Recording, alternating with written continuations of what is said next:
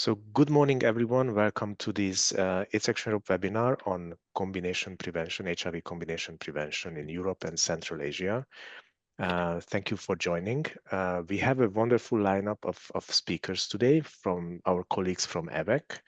And without further delaying the procedure and listening to their fantastic presentations, I will hand over the floor to Cindra, who will give us a short introduction. Cindra, the floor is yours. Thank you, Ferenc. And hello, everyone. Thanks for joining. My name is Cindra Feuer, and I'm from AVAC. For those of you who are not familiar with AVAC, we are a global HIV prevention advocacy organization. We're headquartered in New York, but we mostly focus our work in Eastern and Southern Africa because that's where historically the highest HIV burden has been. But as we see, there are many regions that are starting to outpace the rates of HIV incidence in other countries, in other places. We work a tiny, tiny bit in Europe. And today we have our AVAC's European representatives on the line, which is myself. I do our global advocacy mobilization at AVAC, and I'm from the US, and but I live partially in France. So right now I'm in France. And I'm joined by my colleagues, Catherine Verde Hashim, who is based in London, and Saira George Carballo, who's based in Spain. And they are both part of our project introduction team. So they really work at the interface of when an HIV prevention technology has proven has come out of clinical trials and the results are positive. They sort of like fill that gap and try to move from the clinical trials to get the product to the people who need it most. And it's a really sort of, sometimes it's called the valley of death, to make sure that the science is transported to the people. And so today we're going to really focus on that whole, the whole sort of spectrum of the research pipeline to the introduction of the products to the people and the advocacy that we need to do all of that. And especially in the Eastern Europe, in the European and Eastern European countries and Central Asia countries, which have been sort of lagging behind a bit. So that's my little introduction. And with that, I will hand it over to Kat to walk us through sort of the research pipeline. And just so you know, we're going to be really focusing today a lot on PrEP, because that is what we're seeing as a real pivotal intervention globally. It could really, if it's implemented to scale, it could really revolutionize the control of HIV globally. So over to you, Kat. Thank you so much, Cindra, and welcome to everyone who's joining today. Thank you so much for joining us. So as Cindra said, my name is Catherine Verde Hashim, and today I'm going to talk to you about PrEP in Europe and Central Asia and the HIV prevention pipeline.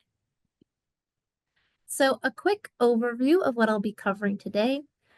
First, I'll go through where we are with oral PrEP in Europe and Central Asia. Then I'll show why we need more PrEP options in Europe and Central Asia.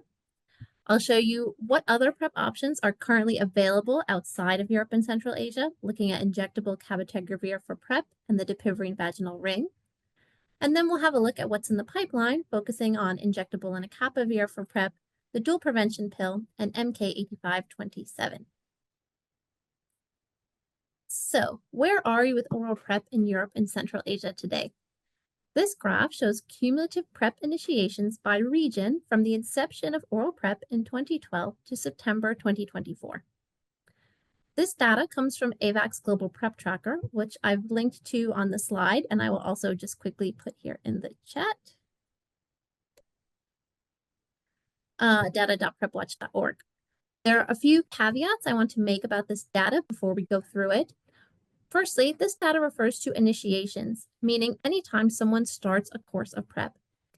We don't have information on how long people stay on PrEP, so this does not translate to the number of people currently on PrEP. We also know people cycle on and off PrEP and may initiate multiple times, so this also doesn't mean the number of people who have ever taken PrEP, as some people will be counted multiple times. The second important caveat is that this data is mostly self-reported and is collected through surveys and desk research. The Europe data in particular is all self-reported, so the true number is likely higher. And finally, just to mention, while this data does refer to all types of PrEP, it is primarily about 99% oral PrEP. So with that in mind, let's have a look at the data. To date, we've seen over 8 million PrEP initiations globally. And you can see here that based on the data we have, Europe accounts for just over 374,000 initiations, or 5%. The vast majority of initiations, over 2/3, have taken place in Eastern and Southern Africa, which makes sense given that region's high HIV prevalence. And it's also no coincidence that we have been seeing a reduction in incidence in Eastern and Southern Africa as they have been scaling up effective prevention such as PrEP. Now let's take a look at cumulative PrEP uptake by country in Europe and Central Asia. Based on the data we have, the UK and France make up over half of all PrEP initiations in Europe, with 110,000 and 85,000 initiations respectively. We've also seen growth recently in Germany, Ukraine, Spain, Poland, and Italy, which are the only other countries with over 10,000 initiations. Something that is really apparent here, however, is how little PrEP implementation is taking place in Eastern Europe and Central Asia, where last year there were 140,000 new HIV infections, a number that has been flat or steadily rising for decades. PrEP in this region especially is nowhere near the scale it needs to be. And before I move on, I just want to remind everyone again that this data is self-reported. So if you see your country here and think the number looks too low, or your country isn't listed here and you know you have a PrEP program, please do let us know by contacting Jonky Taylor, and I'm putting her information here in the chat. Oh, thank you for pointing out it's not missing her in, it's Jonky's information. Thanks. So we know we need more PrEP uptake in Europe and Central Asia. And what's one way to achieve this? One way is more PrEP options. We know that increased choice leads to increased uptake, and we can see this from the field of family planning. We know that it's important to offer people a range of prevention options so they can find the one that best fits their lifestyle and works for them. Extensive research from family planning has shown that uptake increases as more methods become available, which you can see in the graph here on the right. On the x-axis, we have the index of contraceptive availability, measuring the number of methods available. And on the y-axis, we have the contraceptive prevalence rate, which is essentially the percentage of people using family planning. This research found that for each new method introduced, the contraceptive prevalence rate went up 12%. And we know something similar would happen for HIV prevention. There are many reasons a user may prefer one product over another, such as convenience, side effects, duration.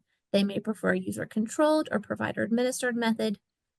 And we know that a daily pill isn't for everyone, so we need to ensure more options, including long-acting options, are made available. Something that I can't stress enough is that the most effective method is the one a user will use consistently and correctly. It doesn't matter if a product shows 99% effectiveness in a trial, because if someone won't use it, it is 0% effective. Now that we understand the importance of choice, let's have a look at what options are currently or will soon be available. This graphic shows the HIV prevention pipeline. We'll start all the way on the right with currently available options. You're already very familiar with these. We have U=U, condoms, voluntary male medical circumcision, syringe exchange programs for people who inject drugs, post-exposure prophylaxis or PEP, and of course, daily oral PrEP, and then event-driven PrEP for people who are assigned male at birth. But what other options are available? We have 2 other newly approved products which are available in limited quantities, though not yet in Europe. And these are the dapivirine vaginal ring and injectable cabotegravir for PrEP, and I'll talk about those a bit more in a moment. We also have some products that are very close to market but not yet approved by any regulator. And these are injectable lenacapavir for PrEP and combined oral PrEP and oral contraception, also known as the dual prevention pill. Here, I also briefly want to mention this other daily oral PrEP pill, which you can see in the graphic. This refers to F-TAF, also known as Descovy. It's a very similar product to the most commonly available type of oral PrEP, TDF-FTC, also known as Truvada, with the main difference being a smaller pill size. Currently, this product is only approved for use in people assigned male at birth, but is currently under investigation for use by cisgender women in the same trial that is investigating lenacapavir. Now, finally, on the graphic here, we also have a very wide range of products much higher up in the pipeline, including some novel ones like vaginal films, implants, and douches. Most of these are still in the preclinical or phase 1 stage. However, we do have one product, the monthly oral pill, which should be moving into efficacy trials very shortly, and we'll cover this one in a moment as well. So now we'll go through each of these 5 new and in development PrEP products, starting with injectable cabotegravir, or CAB for PrEP, the first commercially available injectable PrEP. Oh, I see someone's hand is up. Is that a question, Shavi? Okay. So CAB is an intramuscular injection given in the buttocks every 2 months, developed by ViiV Healthcare. It is an integrase strand transfer inhibitor, INSTI, which is the same class of ARV as dolutegravir, a common first-line treatment. I mention this because we do know that ARV resistance through PrEP use, while rare, does occur, so resistance developed to CAB would mean a person living with HIV could not use dolutegravir for treatment. This product is currently approved in over 50 countries, including by the European Medicines Agency, the UK's Medicines Health and Regulatory Authority, and also the Ukrainian National Authority. However, it's not currently widely available outside of implementation studies and limited programmatic rollout. In Europe and Central Asia, the only country where CAB is currently available is Ukraine, where there's a small PEPFAR project. Early data from the implementation study shows that many people do prefer CAB to oral PrEP, in some cases by as much as 2 to 1, so it is already showing to be quite popular. However, concerns about cost have made some European government bodies, such as the UK's National Institute for Health and Care Excellence, or NICE, hesitant to recommend its use. Generics are in development via a voluntary license granted by the Medicines Patent Pool to 3 generics manufacturers in India and are expected to be available by 2027. However, for the Europe and Central Asia region, the current license only covers Georgia, Kosovo, Kyrgyzstan, Tajikistan, Ukraine, and Uzbekistan. Now, finally, what about CAB for PrEP's effectiveness? CAB was shown to be highly effective in 2 large phase 3 trials, HPTN 083 and 084, where participants were randomized to either CAB or oral PrEP. And in fact, CAB was shown to be superior to oral PrEP with significantly fewer infections in the CAB group than the oral PrEP group. But it's important to reinforce that this is likely primarily due to the fact that CAB can facilitate adherence rather than the product itself providing increased protection. I also note that CAB has been shown to be safe in a wide range of populations, including adolescents and pregnant and lactating people. Now we'll take a look at the dapivirine vaginal ring, or the DVR. This is a flexible silicone ring inserted into the vagina by the user, which releases the ARV dapivirine over the course of 1 month. It was developed by the International Partnership for Microbicides, which is now part of POP Council. The DVR is locally acting, which means fewer side effects. In terms of effectiveness in trials, it's been shown to have a lower effectiveness rate than some other methods, between 35 and 55%. However, as I mentioned earlier, the most effective method is the one someone will use, and many people would prefer a locally acting, user-controlled option. Right now, the DVR has been approved in 11 African countries, though like CAB for PrEP, it's not widely available outside of implementation studies. There are no plans to submit it for approval in Europe at this time, though it has received a positive opinion from the European Medicines Agency, which I note is not the same as approval for use in Europe. As I mentioned, this is a 1-month product, but there is a 3-month version currently under investigation, and the initial data has been very positive. In terms of safety, this product has been shown to be safe for use in cisgender women, including adolescents and pregnant and lactating people. Now we come to our third product, injectable lenacapavir or LEN for PrEP, a newer type of injectable PrEP. LEN involves 2 subcutaneous injections in the abdomen every 6 months. It was developed by Gilead, who you may already know as the makers of oral PrEP. It's a new type of antiretroviral called a capsid inhibitor, so it doesn't have the same concerns around INSTI resistance as CAB. LEN has already been approved in multiple countries for use as treatment under the name Sunlenca. However, it is only for very treatment-experienced individuals, meaning users for whom their current treatments aren't working, so its use is not widespread. LEN for PrEP, on the other hand, is not yet approved anywhere, though we expect to see the first approval from the US Food and Drug Administration in the middle of next year, with other countries to follow. Gilead are expected to submit to the European Medicines Agency in February with a decision by the end of next year. In terms of generics, Gilead have directly licensed 6 generics manufacturers, 4 in India, 1 in Egypt, and 1 in Pakistan, and we expect these to be available in 2027. However, in Europe and Central Asia, these licenses only cover Armenia, Azerbaijan, Belarus, Georgia, Kazakhstan, Kyrgyzstan, Moldova, Tajikistan, Turkmenistan, Ukraine, and Uzbekistan. And now what about safety and efficacy? LEN for PrEP has been shown to be safe and highly effective in 2 large phase 3 trials, which I will talk about in a bit more detail right now. This slide here is an overview of the PURPOSE trials for LEN for PrEP. PURPOSE 1 and 2 were the 2 large phase 3 trials which established LEN's efficacy. PURPOSE 1 was conducted amongst 5,010 cisgender adolescent girls and young women, including pregnant and lactating people, in South Africa and Uganda. Like the CAB trials, participants were randomized to LEN or oral PrEP. Remarkably, in PURPOSE 1, there were 0 infections in the LEN for PrEP arm. And this is the first time that has happened in an HIV prevention trial, so it's pretty remarkable. The second trial, PURPOSE 2, was conducted amongst 3,000 LGBTQ+ individuals in Argentina, Brazil, Mexico, Peru, South Africa, Thailand, and the US. In this trial, there were only 2 infections in the LEN for PrEP arm, which still shows very high efficacy, and both trials showed higher efficacy than oral PrEP, though again, this is likely due to the fact that a long-acting product facilitates adherence. There are also 3 smaller phase 2 trials that are about to start. PURPOSE 3, taking place amongst cisgender women in the US, PURPOSE 4 for people who inject drugs in the US, and PURPOSE 5, the only one planned in Europe, which is taking place amongst LGBTQ+ individuals in France and the UK.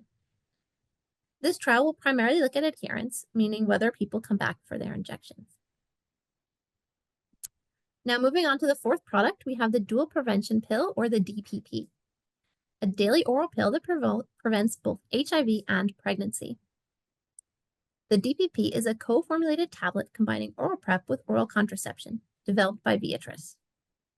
It has a 28-day regimen of 21 combined PrEP and oral contraception pills and 7 PrEP-only pills, which you can see in the photo on the right here. Because this product combines 2 already approved products, PrEP and oral contraception, it did not require a large-scale trial, and instead underwent what is called bioequivalence testing, where the researchers demonstrate whether the drugs from the combined pill are absorbed into the body at the same rate as when the 2 products are taken separately at the same time.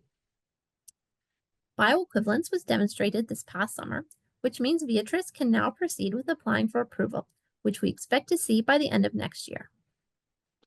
The initial target market will be African countries, where incidence is highest among cisgender women, so we don't know when this product will be available in Europe and Central Asia. One more point to mention about the DPP is that it will be the first multi-purpose prevention technology, or MPT, since condoms, meaning a product that addresses more than one health concern. This will pave the way for some of the many other MPTs in development, including ones that prevent a combination of pregnancy, HIV, and STIs. And now, finally, we have MK-8527, potentially the next long-acting PrEP option. MK-8527 is a monthly oral pill developed by Merck that is currently under investigation for use as HIV prevention. And it is also under investigation for use as a weekly treatment. Right now, MK-8527 is completing a phase 2 trial, where researchers are evaluating safety, tolerability, and pharmacokinetics, meaning how the drug is absorbed or works in the body. The trial is being conducted amongst 350 adults in Israel, South Africa, and the US, and is scheduled to finish this month. If the trial is successful, MK-8527 will move into a larger phase 3 trial. This could be a really important addition to the HIV prevention method mix, as there are many users who would like a long-acting option but do not want an injection. And that's the end of my presentation. I have some resources here where you can find more information on any of the points I have discussed today, and also have a look at your questions in the chat. And you can also email me at catherine@avac.org. So thank you so much for listening, and I will now hand over to Saira. Thank you, Kat. Hi, everyone. Great to be here. Just going to share my screen 1 second. Great. Hopefully you can see this.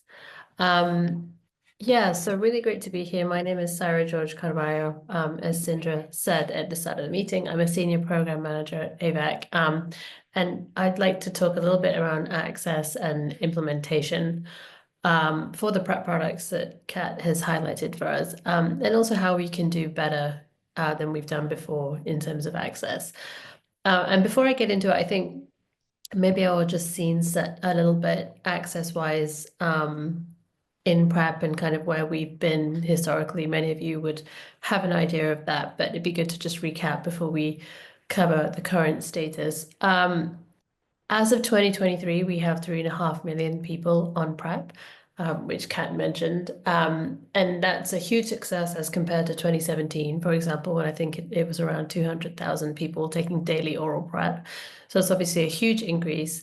And given, it is a success, but I think a lot of people in this space would also agree that that product was first approved in 2012, that's oral PrEP. And so the opportunity that it provided really was squandered in many ways, because it took a long time for oral PrEP to come to scale and to get true access at a very large volume. And so what we hope to do for future PrEP products, including CAB and LEN and other ones that are coming down the pipeline and DVR and DPP, is really try and have a more harmonized vision, better ambition, more cohesive ambition, and also try and build programs. So as opposed to thinking that we have the product approved and that's all we need, how do we make sure that the programs around the products are properly built so that they can actually get the product to all of the people who would want it. And so with that in mind, I'll start to go through a little bit of what access looks like now. I'll focus on the 4 products that you see here on the screen. So that's oral PrEP, which is, you would all know as TDF FTC, which is the primary one, although there are others, injectable CAB, the Depivirine vaginal ring, and injectable LEN, which of course is not yet on the market, but as we know, has recently read out in trials, as Kat mentioned. And so in terms of access, this is the sort of product pathway to access and impact. Everything that was previously covered is really around the product. So getting the product to the point that it has finished its trials and it has shown to, be safe and hopefully superior to other products that are available on the market.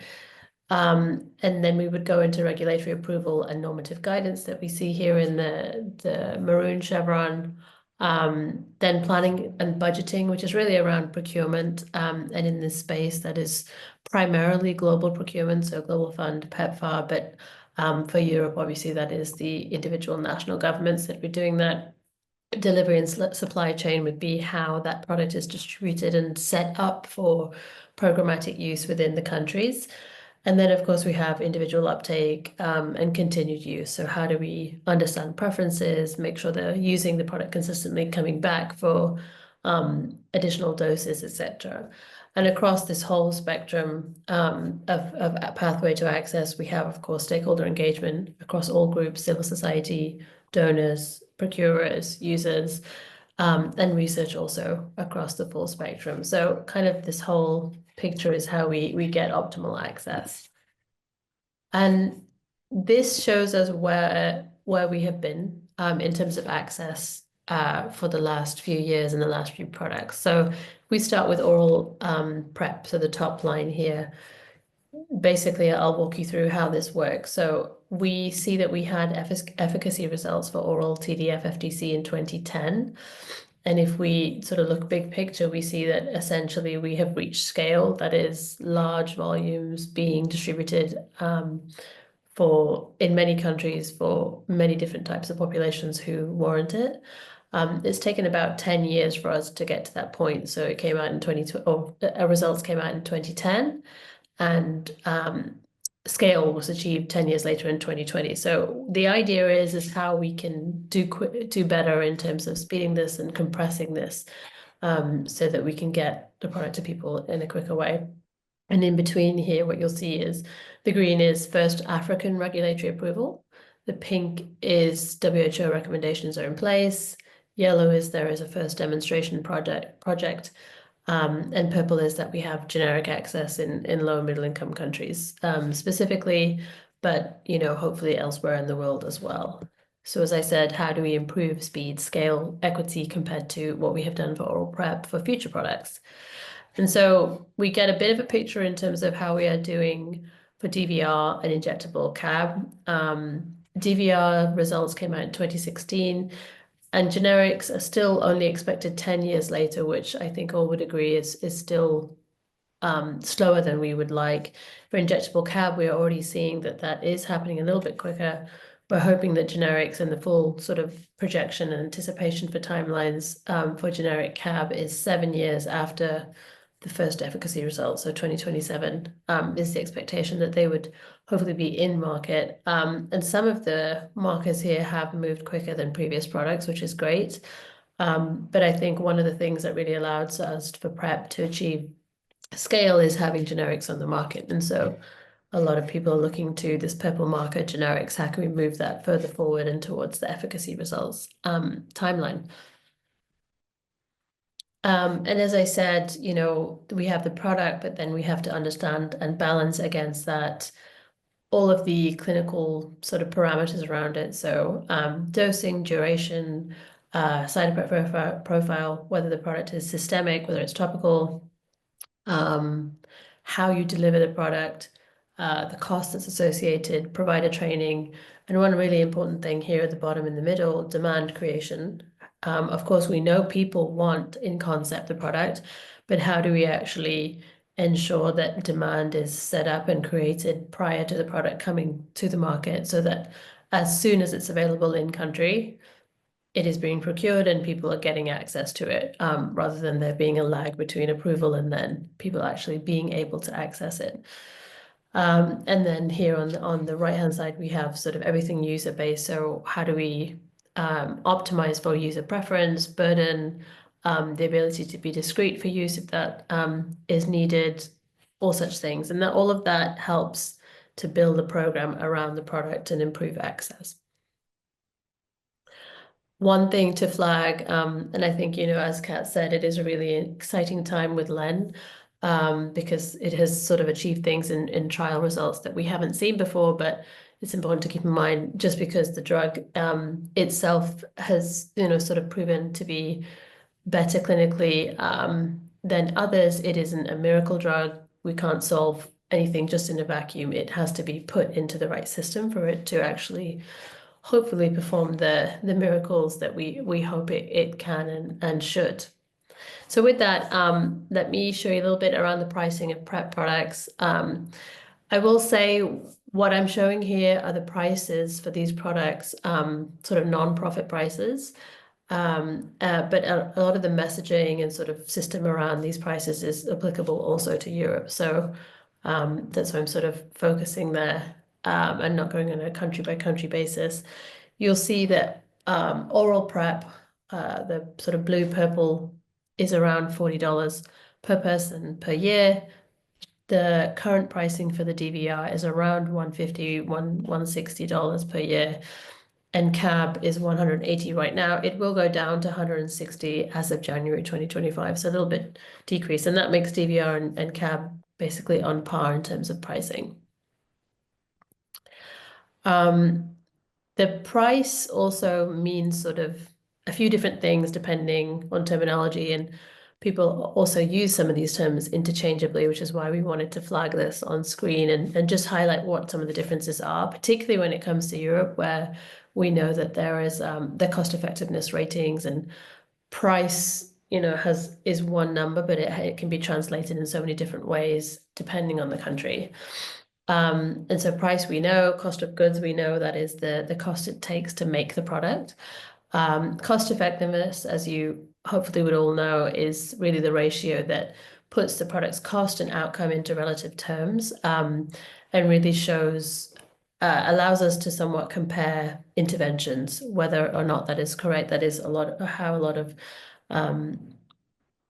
budget restricted countries try to mitigate and sort of level products out between each other. In HIV specifically, we have the metric cost per infection averted, which of course is something that helps us to compare specifically HIV prevention modalities, seeing as that is one way of measuring things in HIV. And then the last point here is time to generics, and this last bullet should be indented. That's under time to generics, but the quicker we can get generics, which is sort of the point I was making on a previous slide, is the quicker we can get to lower prices, price being, the top bullet, but all of that cascades down to lower cost per infection averted, lower cost, better cost effectiveness, etc. So how do we get those low prices? And that is really getting volume in the market for the originator so that can then cascade onto the generic manufacturer products. Time really is required to build that volume, so it's very hard for the product to come out, from the originator 1 year, and then the very next year the market is ready for generics because there just hasn't been time for volume to be built. And also having competition between multiple generics to pick from and not just one, and that hopefully creates enough competition to see the price go down. And this is somewhat exhibiting that. It looks more complicated than it is, but this is an example of oral PrEP actually, and how generics help to tumble the price over time. So when they entered the market, you'll see here that it was around $350 per year, which, for the originator is hugely expensive. There were some generics that came quickly into market, but they were not significantly cheaper, as you'll see here.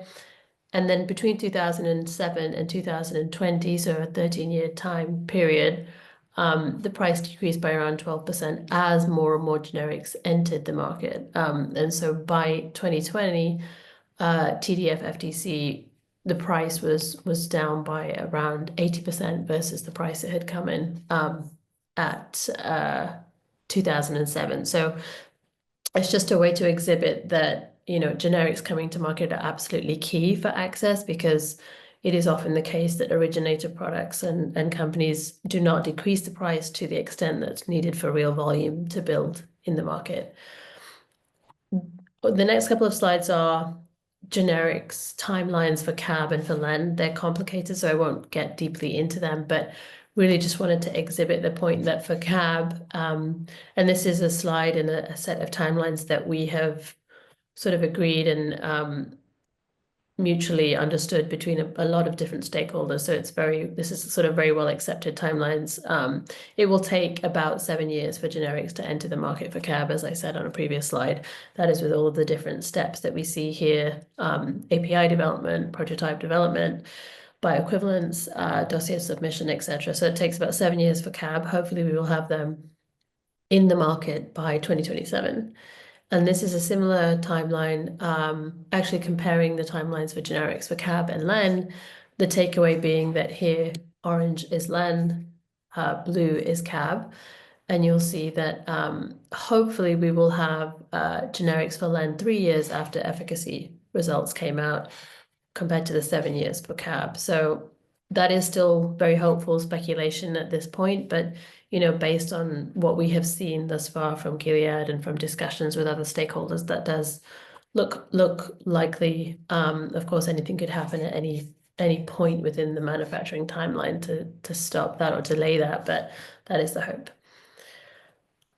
And I'll end on how we can look to advocate for affordable pricing, which will then cascade on to better and quicker access. And specifically for Len, given that that has not yet really come out, we do not yet know a price from Gilead for Len. And so many of you may be familiar with some of the work that has come out from Dr. Andrew Hill recently around the cost-effective analyses and what price Len would need to be considered cost-effective. And the idea is that it should really be within the range of $40 for it to be cost-effective and widely used and really have, scale up. It isn't expected that we will get that price until a few years down the line, hopefully before generics, but perhaps not. But the hope is that Len would at least come in at a lower price than CAB that would allow for, the trade-off between the two products to be clear. But, we cannot really know until we get that price. So I think it's really a case of civil society and all of us really as a coalition to push pricing and just argue for the fact that that should at least be as low as possible, if not oral PrEP, then below other comparator products, including injectables. And I think I'll stop there. I mean, that these points sort of reiterate a little bit of what I was saying before in terms of supporting multiple generic manufacturers, pushing originators to try and come to market as quickly, to work with generic manufacturers as quickly as possible, and really demand pricing transparency. And we all have sort of another part to do in terms of building the program and building demand. But in terms of advocacy, the biggest thing we can do at this point in time, particularly for Len, I think, is around that pricing and making clear what we would like to see as a HIV community. I'll stop there. Maybe just to mention that as the coalition to access to long-acting PrEP, we do have a number of resources on this website. And I'll put the link again in the chat after I stop screen sharing. But this just sort of gives you the lay of the land for some of the different access parameters for new PrEP options that are upcoming, including DVR CAB and oral PrEP. So hopefully some useful resources for you all to reference. I think over to you, Cindra, to help us with advocacy. Thanks so much. Great. Thank you all. Thanks so much. Before I get into my my advocacy slides, I wonder if we should because it seems like we have time to maybe take some clarifying questions before I go. I know that was a lot of information, especially if this is probably new to a lot of folks. Happy to take questions. Tomas, I saw that you have some questions that we can get to after, but if there's any there hasn't been any questions in Okay. the Q&A section. Okay. Maybe if I can have one just about these two infections in the lenacapavir second study, that has already raised a lot of scare in Europe. We can't communicate this 100%, especially taking into consideration what we have in the context of vaccines. That people are very critical with vaccines unless they are 100% efficacious. Do you have any ideas on how to communicate this in a way that, because I understand what Kat was saying, that it's extremely high efficacy still with these two infections. And then I was also, just checking the two different studies. So the one was cis women in sub-Saharan Africa, and the second one was more key population focused in more diverse global settings. Do you have any explanations for these two cases? Was it has it been studied? Is there a reason for them? Yeah, well, so they published the full results in New England Journal of Medicine, and I'll post the link in the chat. Because it's only two people, they can't give a lot of background detail, because they don't want it to divulge too much personal information. One thing they did say is that both of those cases had resistance to capsid inhibitors.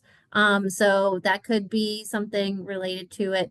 But the fact remains, even with two infections, this is still much higher efficacy than we've seen with any other trial. Even with CAB, and we talk about how effective CAB is, and even with CAB, they had more, infections in the CAB arm than that. So I think the messaging just with everything is nothing's 100%, right? We know Yes. there's no product that's 100%, but this is as close as we've seen, I think, so far. I mean, I think the total number of participants was something about 3,500, right?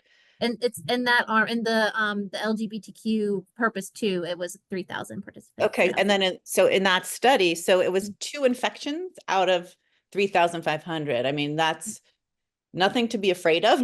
It's pretty revolutionary when it comes to HIV prevention efficacy studies compared to the 0 infections that was in the women in Africa. I mean, that is revolutionary to have an HIV prevention trial where there's no transmission out of what, like 5,000 women, I think, something like that. That's 5,000, incredible. Yeah. And that's why people are so excited about LEN. But yeah, it's a little bit scary because we don't know why there were those yet, right? We don't know why there was those breakthrough infections. Also, if you compare those 2 infections to the comparator arm, which I think was the background incidence, it was a lot higher. So no matter how you look at it, it was still super, super protective. Yeah, I'm more concerned about the community that we are trying to get the message through. So it's how we understand this, 2 cases, this 86%, whatever percentages we are talking about, that I think we need to make sure that the message goes through in a very positive way, and that is not. But this is really confusing. Sometimes we compare when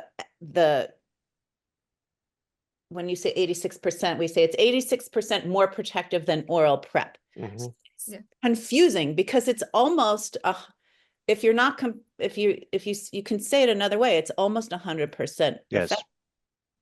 And so I like to stay away from the comparing it to oral PrEP because then people think, oh, it's only reduces your risk by 86%, but that's not the right messaging. It's really confusing. And something, oh, sorry, go ahead, Cindra. Go ahead. No, go ahead. I was going to say something else really important to keep in mind with that purpose too, is that, there were a handful of infections in the oral PrEP arm, but in all of those cases, people had either discontinued oral PrEP or they weren't taking it consistently, or they're only taking a couple pills a week. None of them were taking it at a level that would be considered protective. So it wasn't that like oral PrEP failed, it was that people weren't taking it consistently enough to be protective. And LEN protecting for 6 months, it's able to help people adhere to PrEP for longer. And just one more thing before I go into the advocacy is that like Kat was showing with the contraception, that the more options there are, the more people are covered. There was just a recent study that offered CAB, LEN, and oral PrEP. And I think it was all 3, right? CAB. Are you talking about the search study? Yeah. Was it all 3? No, so that was CAB, oral PrEP, and PEP. Okay, CAB, oral PrEP, and PEP. And it showed the same thing. Well, first of all, oral PrEP came in last. No. Injectable PrEP was the most popular. Yes, exactly. It raised the level of overall protection and overall PrEP use. Yes. Just like the contraception. Exactly. So, and just with that study, there were 2 arms. So in one arm, people had a choice just between oral PrEP and PEP, which is the standard of care, what everyone has available now. The other arm, people had a choice between oral PrEP, PEP, and CAB. And in that arm, the overall PrEP coverage was higher, even though not everyone chose CAB, and there were 0 HIV infections. Whereas the arm that just had oral PrEP and PEP, there were a few infections. Yeah, I think that's an important study. Thank you for that. Okay. So I'm going to go. Can I ask something first? Just a quick one. You were referencing Andrew Hill, and I've been a great fan of his work. And you said that that lenacapavir should be $40 a year. Is that what he said, or he said that it could be $40 per year, like it was the case with the hepatitis medication, where he proved that it could actually be 36 euros or dollars a year? Yeah, for a treatment course. Yeah, they did a cost of goods analysis. And I think what he said was, for it to be appropriately cost effective, it should be priced at the same price as oral PrEP. So that is, it should be, not speculation on what it costs to produce, which is, you could argue, more or less useful because we don't know. of course, we assume it costs significantly less to produce than to put out. So that's a should be. And I think his piece of work, his latest piece of work, which I'll share again on the chat, actually says that generics can achieve that. And we can't, we probably wouldn't expect that to happen from the originator from Gilead, basically. But that's why it is so important to get generics to come to market ASAP for this product. So the full expectation is that generics would try and meet that. Right, thank you. And Saira, it was after 1 million. So the demand, there needs to be a guarantee, like after 1 million. Yeah. Get like the large scale. The volume to be built up. So exactly, that's a great point, Cindra. So all of that is with the caveat that the volume is built with the originator to some extent. So that it matters that the price is as low as possible so that volume can be built, but it also matters that people buy the product at a price that may feel insufficiently low to them, but it doesn't work to not buy it because then the volume isn't built. So there just won't be the market or incentive for generics to come to the market at such a low price. They'd probably want to price differently to try and recoup losses, etc. So we need to do our part and push procurers to do their part to buy the originator product in the meantime. Okay. Yeah. Thanks, Cindra. Thanks all. Okay, so I'm going to do my advocacy, but I want to just try to do a little bit of a summary because we heard so much just now of what's going on in Europe. And this is just off the cuff, back of the envelope. So you heard Kat and Saira both talk about all these new technologies. So where is Europe? So, okay, so starting with the dapivirine vaginal ring, that is being rolled out in Southern and Eastern Africa, but not in Europe. There's no approval. The EMA approved it in a special approval process for Africa, not for Europe. So if Europe wants the dapivirine vaginal ring, that's a whole track of advocacy that needs to be implemented, and it's not happening. The dual prevention pill that was mentioned, that provides contraception and HIV protection at the same time. It's a pill that women can take every day. That is about to come to market. It's proven effective. We know it works. It's about to come to market. Don't know that it's going to be rolled out initially in Europe. So that would be a whole new line of advocacy needed. If there's a significant amount of incidence in women in countries, which we know there are, who's going to mobilize around DPP in Europe? And then there's the Merck monthly pill, the monthly HIV prevention pill that you take it 1 month orally. It's an oral pill. And they're also working on it weekly, as Kat had mentioned. That's another thing that Europe needs to prepare for. I mean, it's still in earlier phases. Hasn't proven efficacy yet, but there's a good reason to think that it will be effective. And Europe needs to start preparing, like, is this something that they want Merck to apply for registration and approval in Europe? And then when we come to CAB, which I'm going to talk a little bit about, mostly focus on CAB and LEN in the advocacy. So CAB, we know, is rolling out now in the US, but it's too expensive in the US. But there are the nonprofit prices in Europe and, in Africa. And, Global Fund and PEPFAR are funding it at a nonprofit price, or they will be. There's a lack of product because it's difficult to make, but really it's rolling out slowly now in some Southern and Eastern African countries. And the only place I believe that it's being rolled out now is in the Ukraine because it's getting PEPFAR funding. So all of Europe, only cabotegravir, this new revolutionary injectable PrEP that you inject 6 times a year or once every 2 months, is only available in Ukraine at a PEPFAR-funded program. Lenacapavir is not available anywhere because it's just recently proven effective, but they're mobilizing very quickly to get it rolled out and generics available by 2027. And there is, as Kat mentioned, there's the Purpose 5 study happening in several countries, the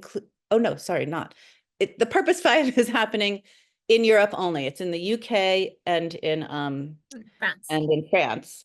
And it's lenacapavir for gay men and cisgender women. And so that's the only place I believe in Europe right now that is, it's actually still, it's an efficacy trial. And it's the only way to get lenacapavir right now in Europe. So that's kind of where Europe stands as far as all these new technologies. And now I'm going to share my screen and talk a little bit about advocacy. Share screen. Et voila. Okay. So, but I am going to back up a little bit right now and talk a little bit about non-HIV,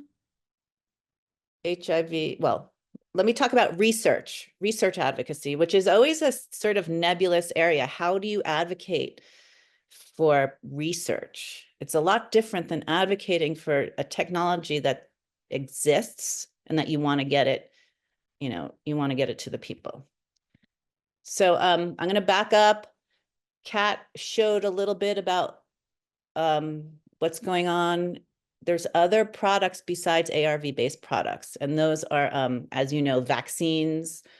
There was the first ever HIV vaccine study in Europe, and that took place in Poland and Spain. And unfortunately, just recently, or feels like recently, in 2023, they stopped the study because they showed that it was not going to be successful.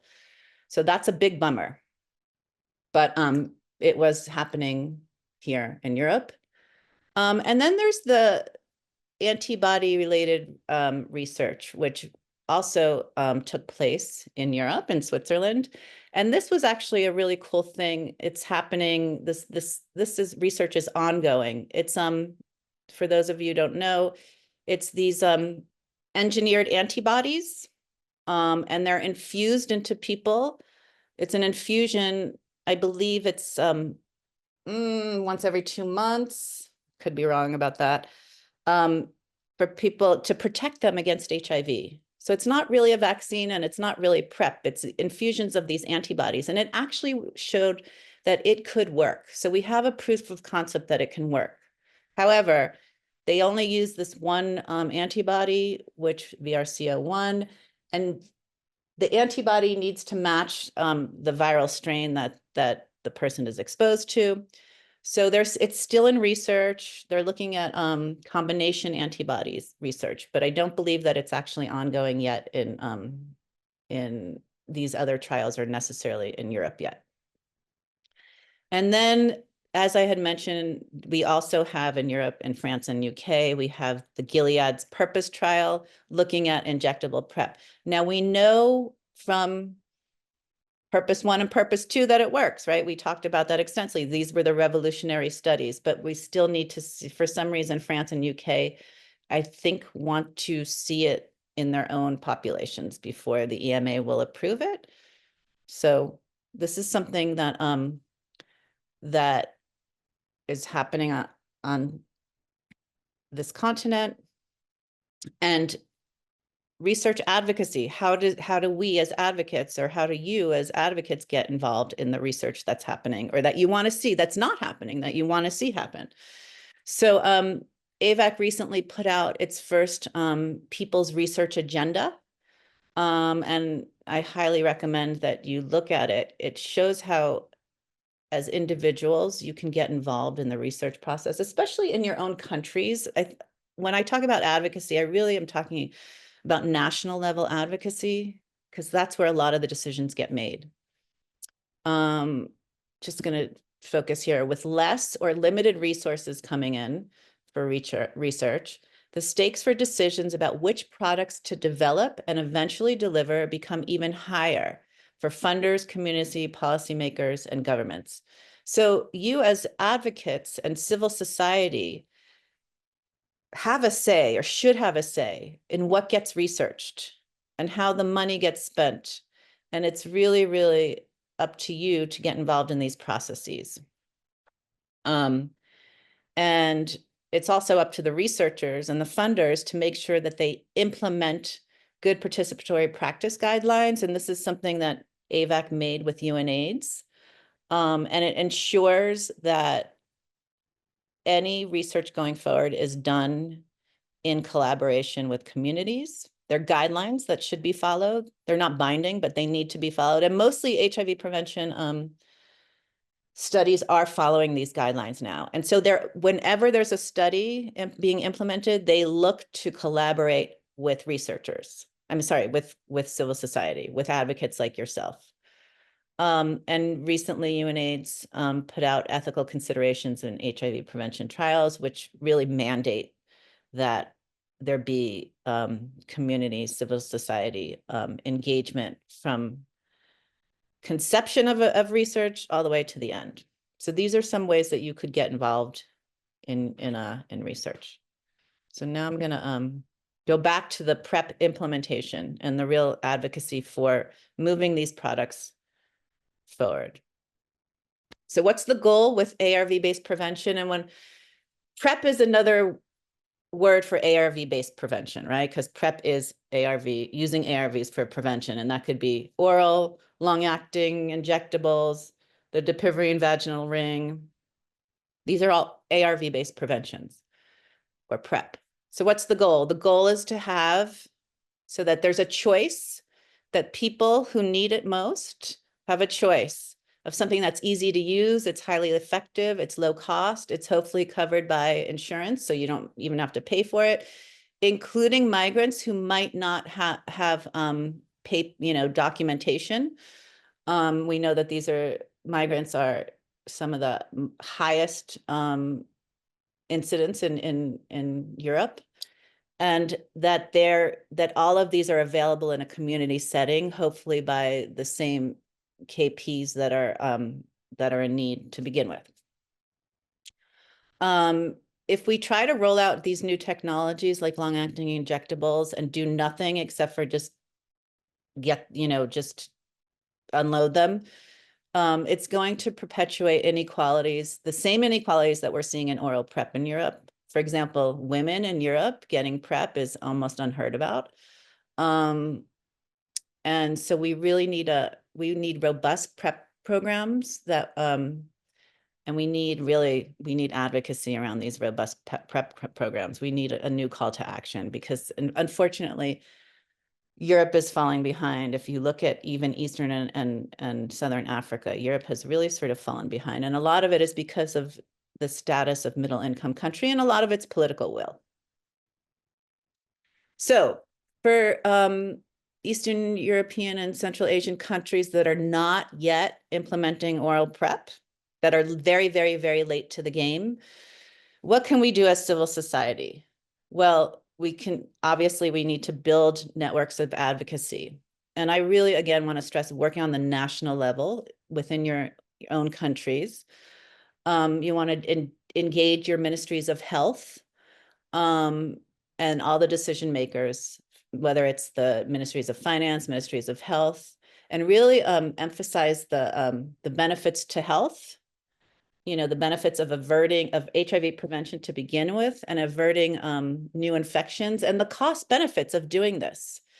And you can use Ukraine and Georgia as models of success of oral PrEP programs that have really taken off.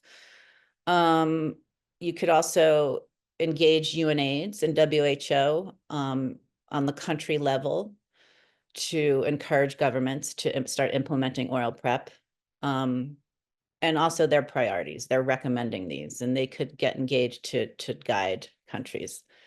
And then there are some global fund recipients in the ECA region. And one of the things that civil society could really, really help with on the country level is getting engaged in global fund. If you're a country that gets global fund funding, is getting on the country coordinating mechanism team. That's that will will prioritize what gets funded in your country, or you influence them and say, we really need oral PrEP to be a priority in our global fund. So for all ECA countries that are planning for long-acting PrEP or are not yet planning but need to start planning, as to civil society, what can be done? Well, a lot can be done. A lot can be done as far as educating ourselves, educating your communities, the other human rights and HIV organizations and health organizations in your country, create demand around these long-acting injectables, and actually form access campaigns.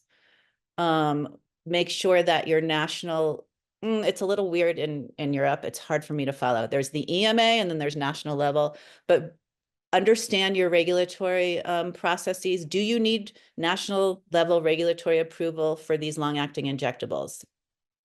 And ViiV has started and Gilead will be starting soon.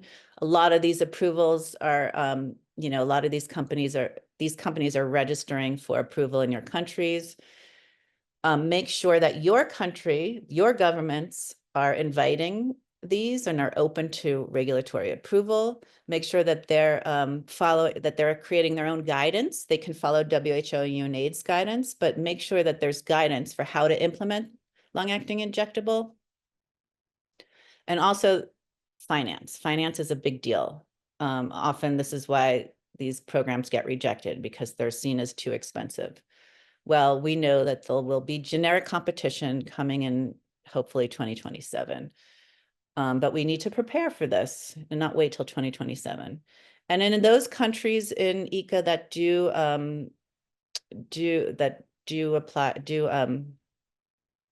what's the verb I'm looking for? Do qualify for Global Fund. There's, third-party donors. There's Global Fund, UNICEF. As we said, PEPFAR is supplying CAB in Ukraine. And then the last bullet is just that this needs all to be coordinated. And we need to get to the table in each country. We need UNAIDS, we need Gilead, we need ViiV, the donors, the community, the providers, the implementers, the ministries of health, all need to get together and sit down on a national level or regional level to come up with some real plans. And as civil society, this is something that you can help catalyze and lead as far as access campaigns to do this and coordinate and convene these big players. Now, as far as CAB specifically, as it was mentioned, right now, the nonprofit price for CAB is 180. It's going to go down to 160 starting in 2025 for low and middle income countries. Ideally, it would be great to get a regional price for Europe. What about high income countries? For example, UK, France, Spain, and Australia have apparently just rejected CAB LA. This might need some fact checking, but in approving these drugs, EMA countries take pricing into consideration, and if they're too expensive, they're not going to approve them. So we really need the generic competition big time. So ViiV is working with the Medicines Patent Pool. They're giving license to 3 different generic manufacturers, and again, it's not going to be these. Generic drugs are not going to be available until around 2027. And they have direct licenses with Ukraine, Kyrgyzstan, Tajikistan, Uzbekistan, and Mongolia. So these will be seeing generic availability of CAB. There are some countries with no patents, so they can get indirect coverage, Kosovo and Georgia. So going to LEN, again, LEN is not yet priced, and there's a lot of advocacy, as Saira was saying. They have chosen 120 countries to roll out generics. But these 120 countries leave out a lot of countries, especially in Eastern Europe and Latin America, in the Middle East and North Africa, where 67% of the new infections are. So that means that there's no generic availability, where there's not going to be generic availability in 67% of the highest burden countries, which is really bad. And not only that, but Gilead has made a requirement of their generic manufacturers that they not sell to these countries that are not in their 120 countries. So they're not going to have access to the places that need it most, including Eastern Europe. However, there are other generic companies that are not even being allowed to produce len for prevention, and this is another advocacy target. There's Cipla or Obindo. There's a lot of others who are actually manufacturing len, who could manufacture len, and Gilead's not letting them. The more generic manufacturers, the more drug, the less the price. If len does not allow for these countries to access with a voluntary license, then there's always a compulsory license that a country can implement. And that's when they don't have permission of of Gilead to do it, but it's legal under the WHO TRIPS agreement, and they could implement it. However, Gilead's very rich, and they could then try to sue a country that might implement a compulsory license, meaning that the country the compulsory license would allow them to manufacture or import from a manufacturer generic len. Okay, so last slide. In the meantime, while we're waiting for these drug approvals and the generic manufacturing, as we know, with oral PrEP, for many years, Europeans have employed do-it-yourself PrEP in Europe. I'm sure a lot of you know about oral PrEP, ordering it online through Dynamics International, where you can order it online and they'll send it to you. This is something that I've spoken to Prepster about, and they're considering with Dynamics doing this with lenacapavir as well. Eventually being able to order lenacapavir online. And so this is something as your countries are slowly getting ready and hopefully getting ready, maybe not, this is something that people can do who really want to get oral PrEP now or injectable PrEP in the future. And as you know, Prepster has these wonderful guides for oral PrEP, and also DoxyPEP, which we didn't speak much about, which is to prevent STIs, DoxyPEP. So if you want more information, go there.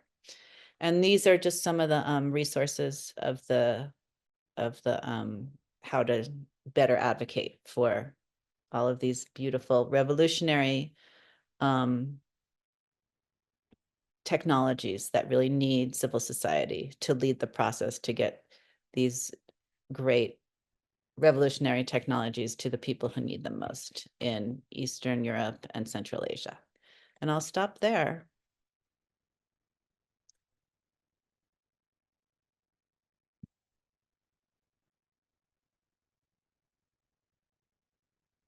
Okay.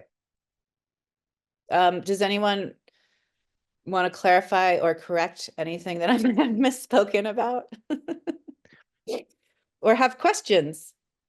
There are no questions in the box. Does that mean we were really boring or really confusing, or we were just right on target? I think it was super clear. Oh, good. Concerning the pricing issue and this, EMA and national, I think that's a very interesting topic we should explore in Europe. I know that because we did a PrEP study and part of it was pricing a couple of years ago. And interestingly enough, that there is not an official rollout, so that is not reimbursed by the public health system as PrEP. The prices are much, much higher than in those countries where there is a differentiated price for the same product for treatment versus for PrEP. That's a very interesting For instance, just to give you the example of Germany, PrEP is around 40 euros per month because it's a generic TDF FTC-based medication, while the Truvada, which is there for treatment, is around 500 plus euros. Now in Hungary, where I come from, PrEP is not reimbursed by the health system, and you can only get a private prescription where you have to pay the full price, and the only available is a generic FTD 3 FTC, yes, TDF FTC version, and it costs around 160, 180 euros, both for treatment, which is reimbursed by the health system. But if you want to get it as PrEP and want to use it as PrEP, you can only get it through a private prescription where you have to pay the full price. So there's a big mess in Europe concerning availability of generics and also their pricing. I have a question about the differential pricing between treatment and prevention. I always understood that it was really unethical to charge less for prevention than for treatment. Yes. Come on. I don't have the explanation for this. Well, and I'm not sure I know what is happening in other countries. But that's simply the German example. Yeah. Well, one thing to note, I agree, like you shouldn't be charging more for treatment, but treatment's normally like 3 drugs, whereas prevention's just a 2. So that could be like why they justify that it's more expensive.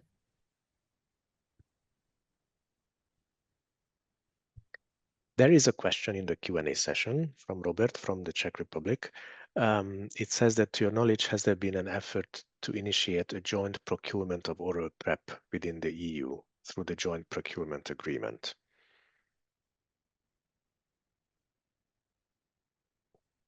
I don't know. That's we'd have to go do our homework and find out. But no, to the top of my mind, no. Yeah, so the joint procurement, it's a possibility under EU legislation to buy, countries come together and buy things together, right? To simplify it. Yeah. And to make bulk purchasing so that there's a guarantee that they'll lower their prices, right? So that's a really smart idea. Is that done with treatment as well? I mean, that's a really good target, is the EU for bulk procurement, for sure. I mean, I would think that like UNAIDS could help, UNAIDS and would be able to help organize that. And AIDS Action Europe. Yes, where I see that in the past there were discussions about joint procurement, and mostly the big issue was that different countries are paying different prices according to their possibilities, and that's why the joint procurement is not really an option. Well, that's why it would be beneficial, because you could negotiate a lower price if you're guaranteeing bigger volume. Definitely, I'm totally for it. Yeah. But still, usually the bigger countries who buy in bigger volume have more purchase power, so they pay higher prices as well. Yeah. There's a complete lack of transparency in this. Right. Well, that's the other problem. Right. That's the other problem, is transparency. And then having to negotiate country by country. It's terrible. It's like divide and conquer from the pharmaceutical companies. Yes. There are 2 hands raised. I will let Marianella talk now. Marianella, the floor is yours, and then we'll give it to Pietro. Hello. Thank you very much for this. Well, I just want to inform the participants that we have done a great deal of work concerning all this issue of negotiating prices and prices in general in AIDS Action Europe. And I think that after the pandemic, we had a very clear example of putting finally in action the whole idea of the joint procurement. And we have tested, if I'm allowed to use this word, the reflexes and the influence of the industry and the Commission in this joint procurement project concerning the vaccines, of the COVID-19. Yes. So I think it would be very interesting, but this is something that has to be done in the European level. And I'm not so sure if AJAX in Europe at the moment has this in the agenda, but it would have been really interesting to form a transnational group and support this idea, putting under the microscope all the process and the experience that we now have from what has been done during the COVID pandemic, and make proposals, at least make proposals that can help improve the situation and do the best that we can concerning the PrEP and the PrEP prices as a result of joint procurement. The pandemic showed that there is no problem when we want to achieve a common goal. The problems has been overcome almost in a week or in a month. So it is about how to fix better the interest, how to have more transparency, as Ferenc said earlier, and how you can fix the goals concerning the final outcome, what exactly we want. So I offer myself, but not alone, of course, to make a transnational within the AJAX in Europe group and try to see what has happened. There are some important studies that have been carried out from other colleagues. We can be based on them and see how we can use them in favor of a joint procurement process for the PrEP in Europe. Thank you, Marianella. I will let Pietro talk or ask a question. I just want to say, Marianella, thank you so much. It sounds like that's super encouraging to hear that there's interest, and AVAC's happy to provide you with any sort of advocacy materials or support if you were interested in moving forward in that direction.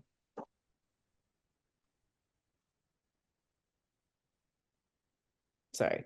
Hi, Pietro. Hi. Hello, everyone. So I had just a few comments. One regarding Cabellet in Italy. So it has received marketing authorization from the National Medicine Agency. And now they have also submitted a request for reimbursement. Mm-hmm. But generally, the Italian Agency for Medicines has said in the past that the two products cannot have different prices for two different functions. So so in general, this would mean that either Cabellet for PrEP has the same price as Cabellet for treatment, which is around 1,700 euros currently, or that the price is reduced, but for both products. And especially in it, this request for reimbursement was done under not the regular, let's say, procedure, but for innovative products. So they may have some space for maneuver, but this is, of course, a first, and we will see how it goes. But in the meantime, a small study has been approved. It will be in two centers, Milano and Rome, around 1 client for each center with the Cabelé for PrEP. And, so this is an implementation study, Pietro? Yes, yes. And just the news of a few days ago. And apparently it's not very clear, but apparently it's the hospitals that will purchase the product themselves, and it seems that it won't be donated, but it's a bit unclear. So this is an interesting, let's say, update from Italy regarding Cabelé. And yes, and I also wanted to mention regarding the joint procurement in the European Union, a version of it was done also for Mpox vaccine. But I think the examples that were just made by the colleague regarding COVID vaccines was effective because of the millions and millions of doses that were purchased. So that might offset, let's say, in the eyes of the pharma companies, the different prices across countries, while of course if smaller quantities are bought, they might still be wary of difference in income between the countries. And over. Petra, thank you so much for that information. Would I be able to write to you to get a bit more information about that implementation study? Would that be okay? Yes, of course. And Kat, there was a question from Thomas way up before about when you were showing all the countries in Europe and their oral PrEP. He was asking if Thomas, the question was whether those were only the countries represented who were reporting. I think that was the question. Yes, that was the question. If there is no data, does it mean that the country is not reporting the data?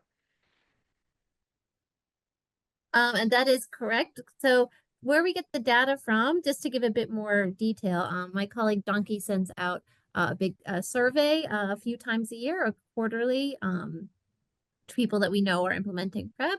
So we get a lot of the data that way. We also get some of it through desk research, but that's really more for the PEPFAR programs that we get because they post all information online. So yeah, if we don't have information, it's because we either don't have a contact in that country.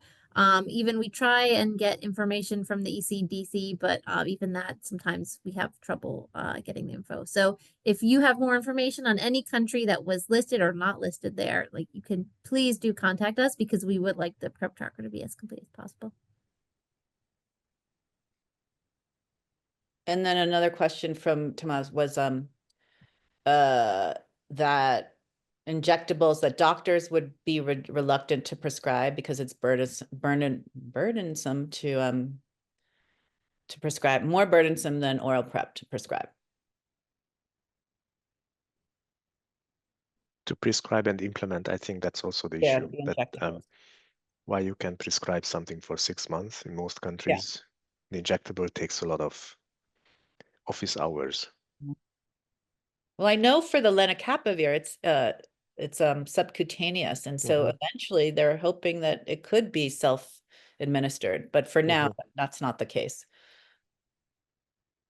But yeah, and well, also, like, in some countries, like in Kenya, or actually I think that Council State, but in some countries are trying to look at CAB via pharmacies or other providers, so that people don't have to be going to a doctor every time. There's a lot of other countries that can do injections. right. So it could make it easier. And that's why people in Europe are thinking that lenacapavir is going to supersede CAB, because it's twice a year as opposed to 6 times a year.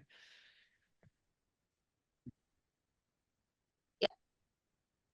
Concerning the joint procurement, yes, thank you, Pietro, for reminding us about the Mpox vaccine purchase, because that was actually the first action from the HERA, the agency, which is a health emergency response agency was put together after COVID. So as a lesson learned from COVID, there is an agency which is looking at these issues. And the main difference I saw between buying COVID vaccines in millions versus the Mpox response was the political will and the lack of it. So it is, I think it's really an important issue we need to focus on in Europe, that who these interventions are for and what is the political will to provide prevention and treatment and care for these communities, mostly key populations affected in Europe, versus a COVID vaccination where it's a general issue. Yeah. I wonder, Florence, can you tap that HERA group or? Yes, I will look it up. For the lenacapavir. I mean, HIV is an emergency in key populations in ECA, right? Like it's still an incidence is going up. So that would be great.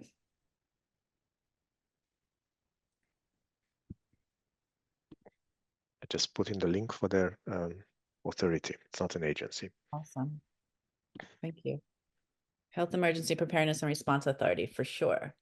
Mm-hmm. There is an issue with HIV not being considered as an emergency anymore. That's a big problem. Yeah, I mean, maybe not on a national level, but definitely in KPs, it's going up. Like yes, going up in some populations. So who's defining emergency? And I think also the emergency in this case is that if you look at the political declarations and the targets that we set up, right? It's coming in 6 years, the farthest targets in 2030, but also there are targets by the end of 25. And that's an emergency. If nothing, that is an emergency, that we are way beyond reaching the prevention targets and also ending the epidemics. Well, I'm sure that we're here totally to support any sort of advocacy campaigns for joint procurement or emergency blah blah blah, or just technical assistance around all of the new technologies.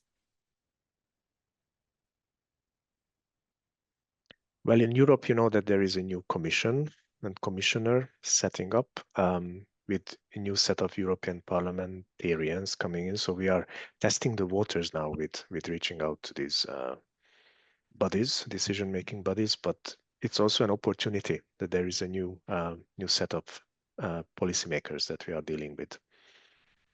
Let's see how it goes. And just to quickly responding to Marianella's idea and offer, we are still planning our advocacy efforts on affordability and access. We did a PrEP study on this, and we are currently conducting a PEP study. So those might be good basic information for our arguments for a broader action in Europe. Awesome. Well, thanks. I'm inspired. There is a lot to do.